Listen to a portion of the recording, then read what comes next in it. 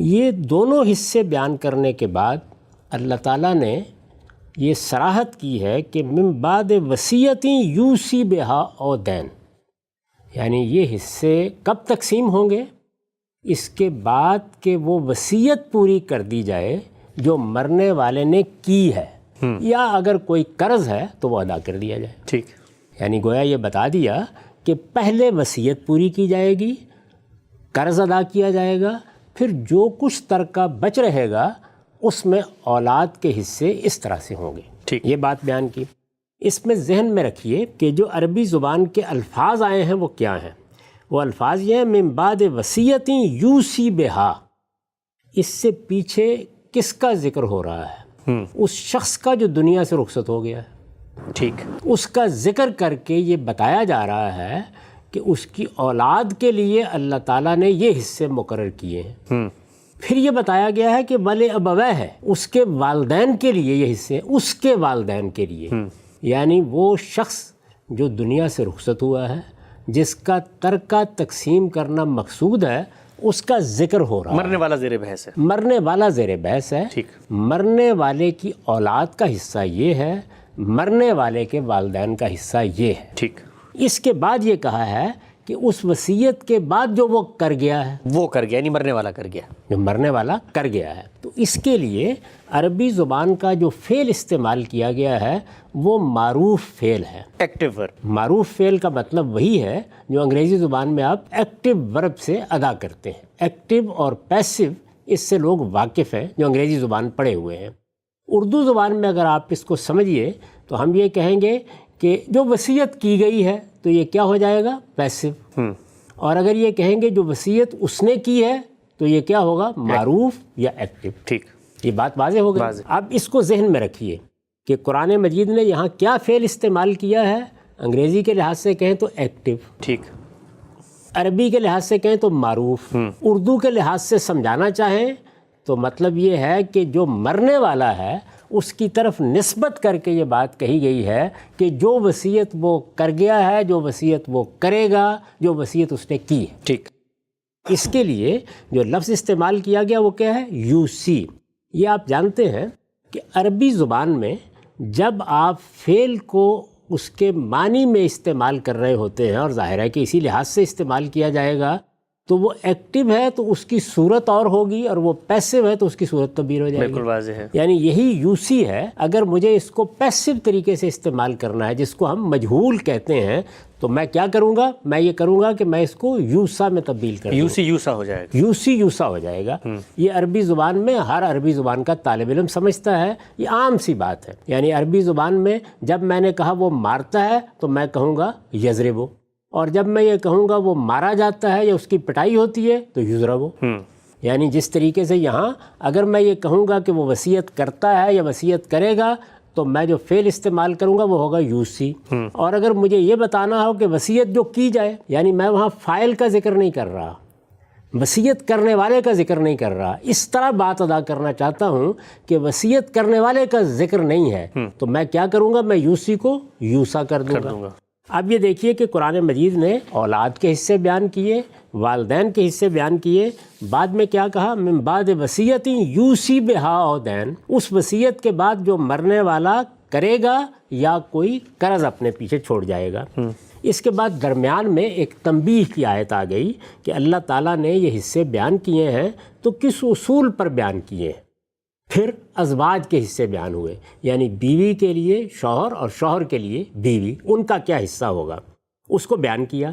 بیان کرنے کے بعد پھر وہی الفاظ آ گئے، من بعد وصیت یوصین بہا او دین، یعنی اس وصیت کے بعد جو وہ کریں گی، یعنی دونوں میاں بیوی میں سے کسی نے کوئی وصیت کی ظاہر ہے کہ میاں بیوی میں سے جس نے بھی وصیت کی ہوگی، یہاں چونکہ پہلے کون زیر بحث ہے؟ بیویاں زیر بحث ہیں، تو بیویوں کے لیے جو معروف فعل استعمال ہوتا ہے وہ قرآن نے استعمال کیا، وہی معروف فعل۔ یعنی وہاں یوسی تھا اس لیے کہ ایک شخص تھا، یہاں کون زیر بحث ہے؟ بیویاں، تو اس لیے فعل بھی جمع استعمال ہوا ہے، یوصین بہا او دین، لیکن ہے وہی معروف۔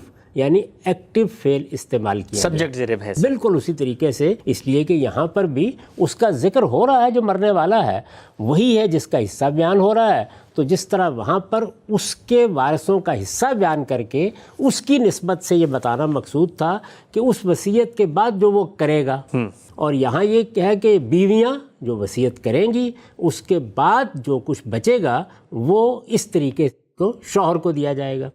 अब शौहरों का हिस्सा बयान करने के बाद फिर वही अल्फाज आ गए हैं, मिन बाद वसीयतिन तूसूना बिहा औ दैन, यानी उस वसीयत के बाद जो तुम करोगे या कोई कर्ज जो तुम छोड़ जाओगे। तो यहाँ कौन है? शौहर। शौहर। और शौहरों को खिताब करके बाकायदा उसी तरह मारूफ फेल इस्तेमाल किया गया है।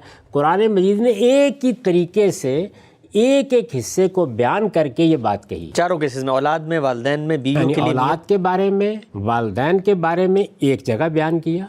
उसके बाद बीवियां दुनिया से रुखसत हो गईं तो शौहरों को हिस्सा देते वक्त बीवियों की निस्बत से ये बयान किया कि जो वसीयत वो कर जाएंगी। इसके बाद जब बीवियों का हिस्सा बयान करना था तो अब ये बयान किया जा रहा है कि जो तुम किसी और के लिए वसीयत कर जाओगे उस वसीयत के बाद उनका हिस्सा इस तरीके से दिया जाएगा। ठीक। तो इन सब मकामात पर कुरान मजीद ने क्या किया? एक्टिव फेल इस्तेमाल किया, मारूफ फेल इस्तेमाल किया, मबनी लिल फाइल फेल इस्तेमाल किया। ये तरीका चला आ रहा है, यानी पीछे से यही तरीका है। इसके बाद वो आयत आती है जिसमें कलाला का हिस्सा बयान हुआ है। अच्छा।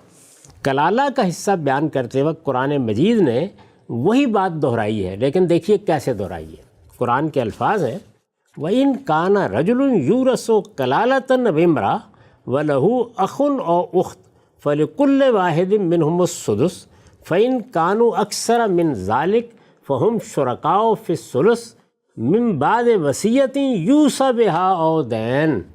यानी उसी तरतीब से हिस्से बयान हो रहे हैं, लेकिन अगर कलाला का हिस्सा बयान करते वक्त कुरान मजीद इसमें तब्दीली कर देता है तो जाहिर है कि सवाल खड़ा हो जाएगा ना, वो कर दी है उसने।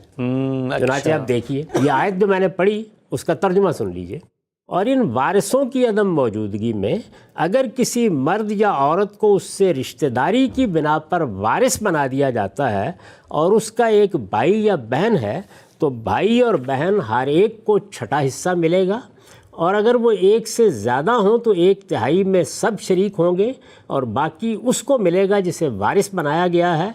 अब देखिए वही अल्फाज, मिन बाद वसीयतिन यूसा बिहा औ दैन। तो अब यहाँ पर आदमी रुक कर सोचता है कि ये यूसा बिहा कैसे होगा, क्योंकि पीछे सब एक्टिव थे, ये पैसिव कैसे हो गए? पीछे सारे फेल एक्टिव इस्तेमाल हुए थे। पीछे जितने फेल इस्तेमाल हुए हैं उनमें से एक एक को देख लीजिए। यूसी बिहा औ दैन मारूफ फेल है, मबनी लिल फाइल है, एक्टिव है। अब तो इन इस्तिलाहात का मुद्दा वाज़ेह हो गया होगा। यूसीना बिहा औ दैन बिल्कुल ऐसे ही, एक्टिव है, मारूफ है, मबनी लिल फाइल है जी। इसी तरीके से तूसूना बिहा औ दैन एक्टिव है, मारूफ है, मबनी लिल फाइल है। तो एक ही तरीके से जब ये बात आ रही है तो यहाँ क्या हो गया है, यानी यहाँ अब यक बयक कुरान ने पैसिव फेल इस्तेमाल कर दिया। अब इससे पहले कि मैं आपको ये बताऊं कि ये क्या हुआ है, फिर उसी जगह चले जाइए। यानी कुरान मजीद नाजिल हुआ, कुरान मजीद नाजिल हुआ और कुरान मजीद को हिफ्ज़ करने वालों ने हिफ्ज़ कर लिया। जिन्होंने हिफ्ज़ करना है वो तो रसूलुल्लाह सल्लल्लाहु अलैहि वसल्लम की क़िराअत पढ़ेंगे, लेकिन कुरान मजीद जिन्होंने लिखा है वो जब अपने तौर पर पढ़ेंगे तो ज़रा एक लम्हे का तौक़ुफ़ करके सोचिए कि आपको कुरान याद नहीं है।